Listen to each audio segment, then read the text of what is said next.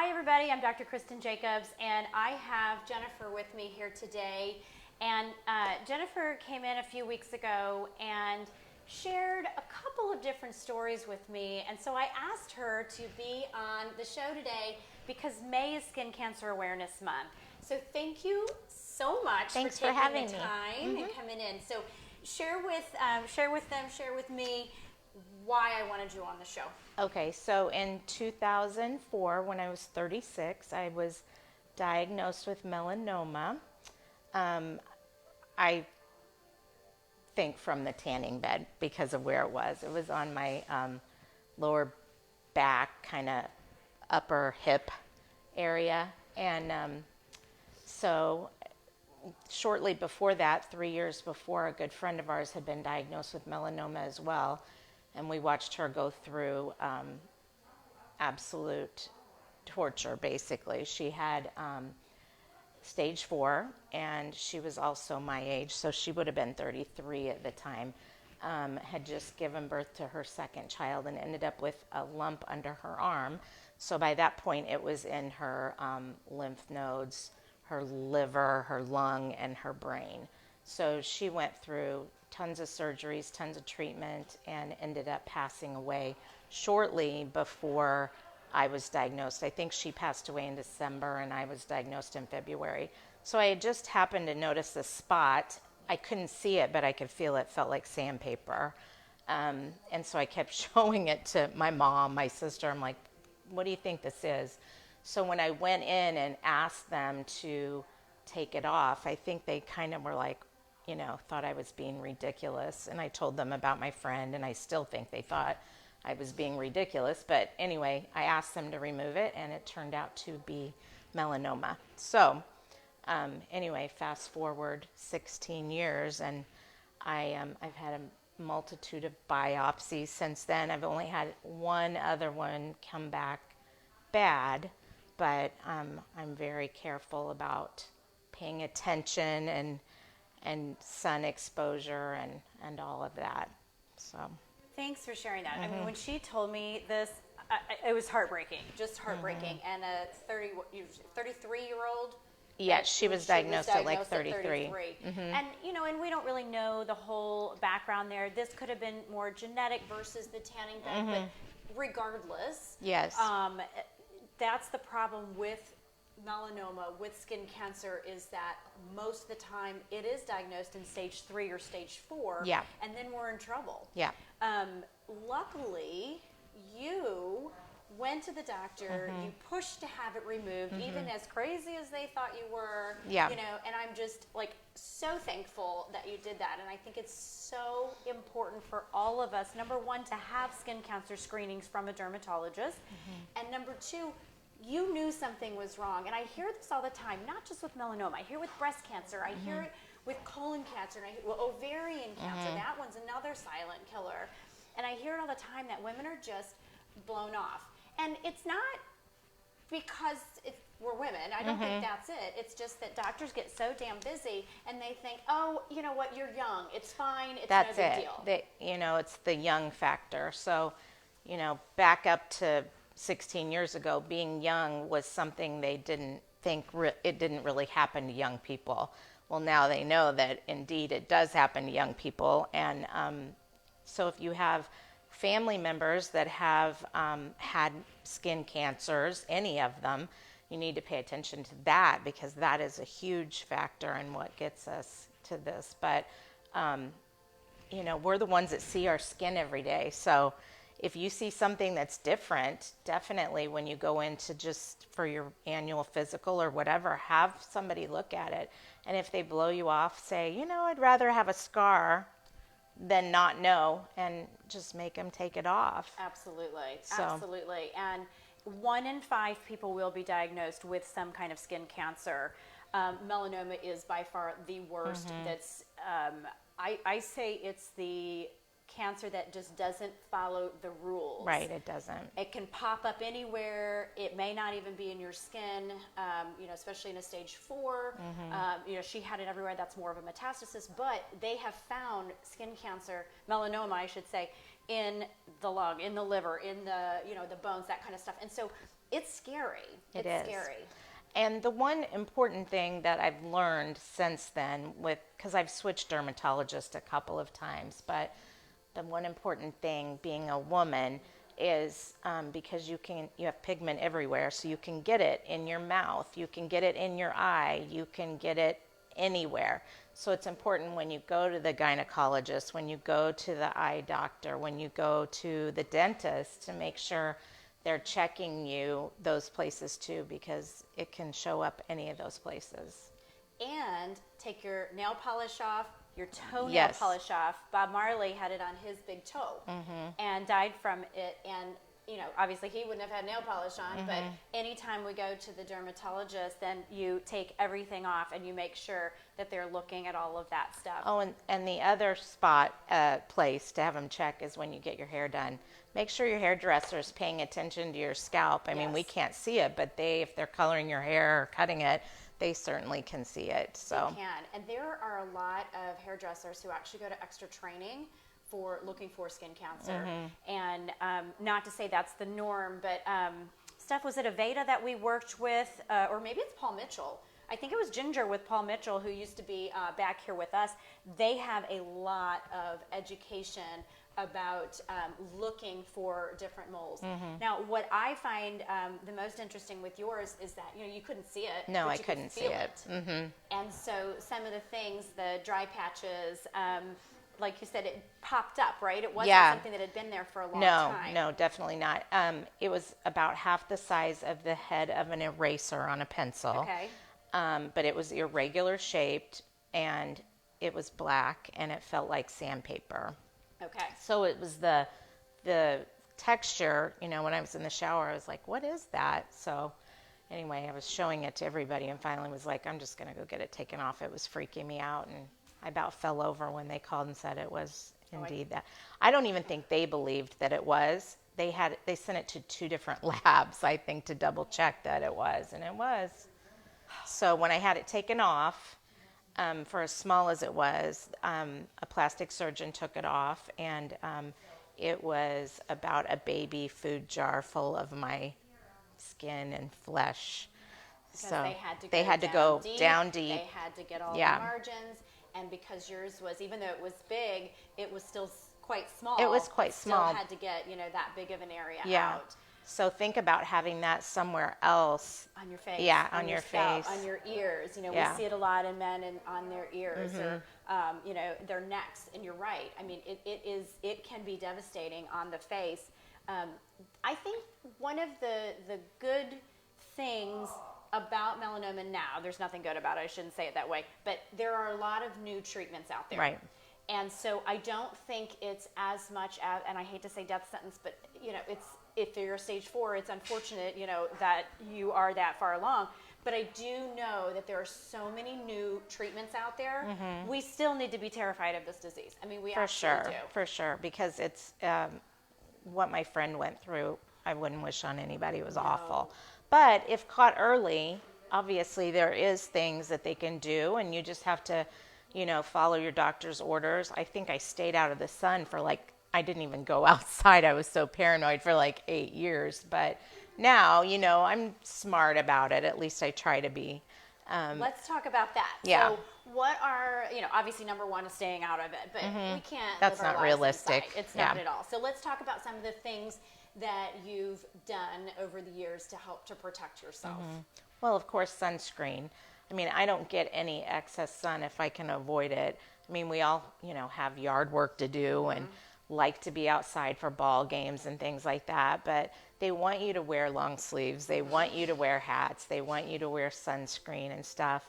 I think, the long sleeve thing is tough when we live in a really hot, humid climate. But definitely sunscreen and reapply. And thank you very much. And I was just going to say, what are some of the things that we talked about when you were in the office? Yeah. We talked about the different kinds of sunscreens out there, and that I want you to use a mineral sunscreen, which it's great that Steph set this up right here because look, we've got our hat. We have our color science stuff, which I always wear this time of the month, my Protect Your Family, because the education part of this is huge. You know, we get it because we're older. Yeah. But those younger kids are just like we were when we were younger. It's not going to happen to me. So wearing the right sunscreen, meaning a mineral sunscreen, no chemicals. We want to keep the chemicals off your skin because they get absorbed into the body. And then the most important thing you said was reapplication. Yeah. Let me grab one of our brushes, which I talk about all the time. But our Color Science Sunforgettable brush is excellent for reapplication. My children use it as application, and they will go and put it all over their arms and their legs. And so it takes a lot of products, but hey, if they're going to wear it, I don't care what we have to use. Absolutely. This one is one of my favorites. This is our bronze sunscreen, and it was really kind of funny because just the other day I put it all over, and my husband's like, "Why are you so tan?"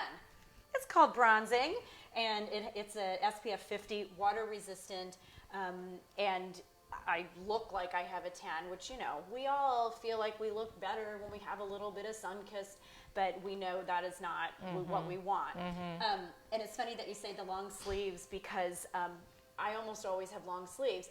Luckily, I didn't have melanoma, but I had a basal cell on my arm, and I almost laughed when you said it doesn't matter about the scar, and that's exactly it. When my dermatologist took this off my arm, he was mad at me because my scar dehisced, and so you can really see it. And he said, "Why didn't you come back and let me fix it so it looked better?" And I said, "I didn't need it. I need this reminder to put my damn sunscreen on." Yeah. You know, I don't need it now as much, but back then, you know, I was like, no, this is the most important thing. But I wear swim pants, and you know why? Because I'm lazy and I don't want to put my sunscreen on. So I wear the UPF, and I always get it, you know, the longer ones, and then I put the sunscreen on my feet. And then we have one that's a foot one, and we'll use this on our feet and reapply that way. That's great. But my kids know that they can't leave the house without it. Even they'll run out to their, you know, ultimate frisbee practices, and it's, you know, 4 or 5 in the afternoon and raining. I'm like, put your sunscreen on.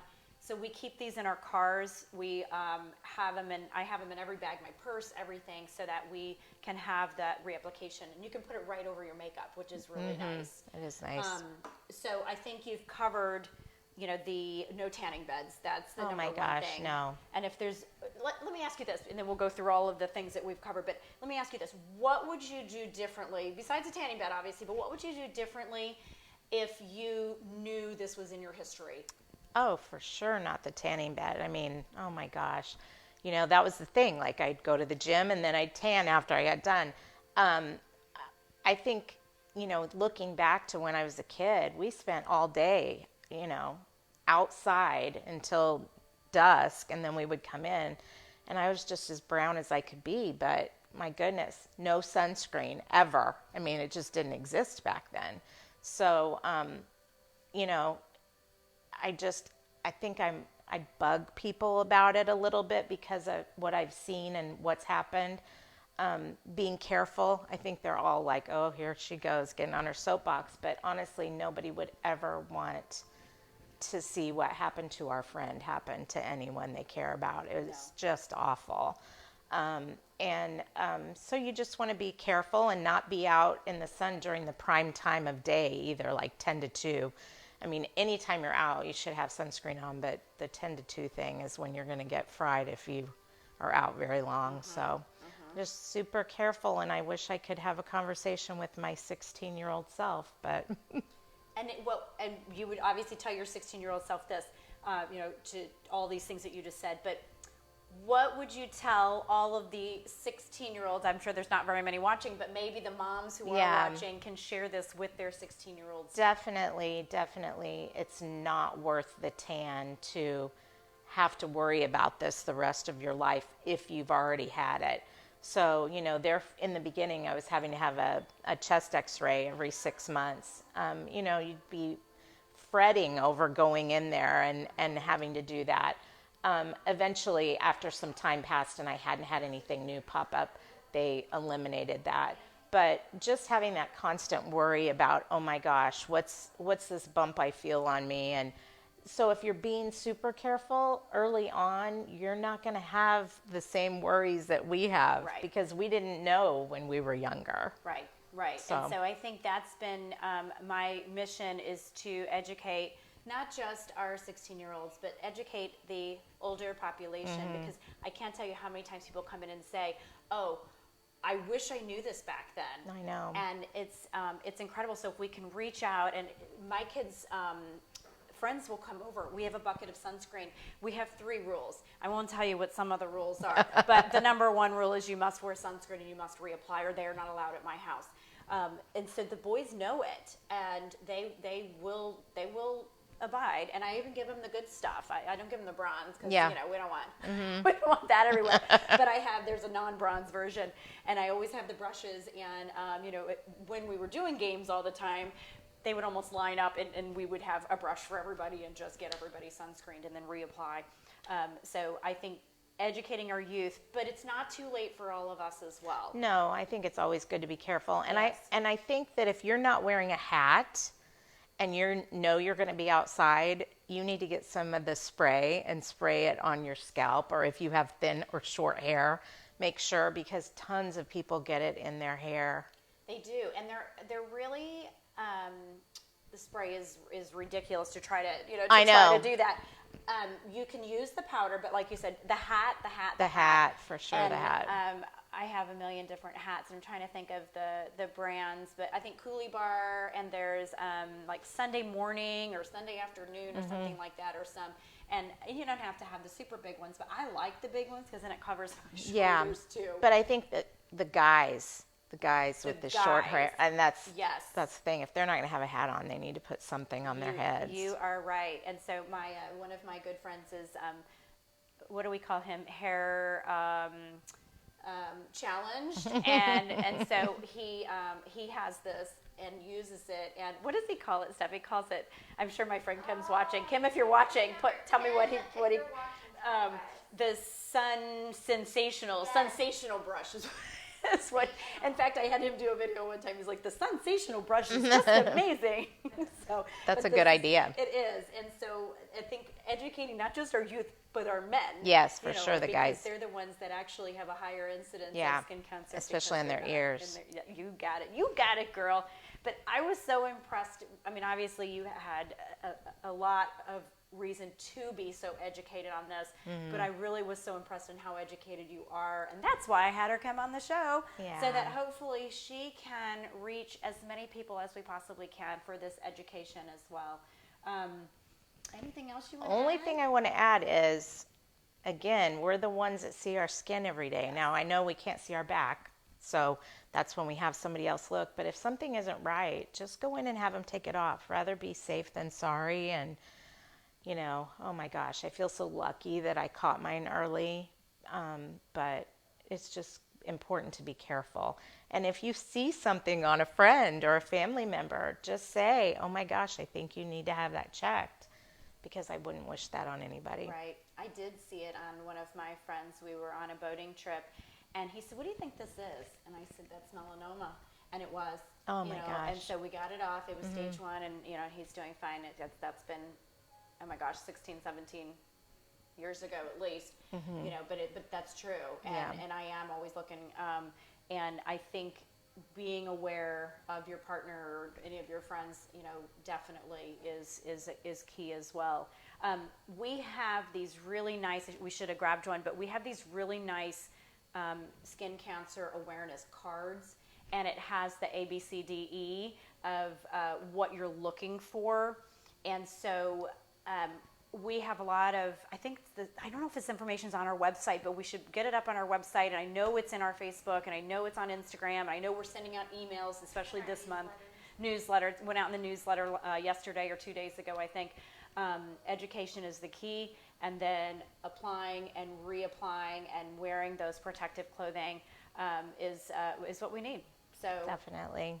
Thank you. Thank so you. much I for appreciate coming you and having being me on it, and hopefully, I know you've touched at least one life today, but I'm hoping that this will go viral. We'll go viral, I right? hope so. And touch so many more lives. So if you guys have any questions at all, I'm a firm believer in our color science products because, again, there's no chemicals in them. if you have any questions. All of our staff is highly educated and can help you. Or if you just want to pop in and get one of our skin cancer awareness cards, please feel free to do that. We'll put them at the front desk. You don't have to have an appointment or anything, just walk on in. And just please, please, please protect yourself and protect your family. That's what May is all about, is raising the awareness, and you guys just protect everybody. So thanks so much for watching. If you have any questions, give us a call at 618-288-9117.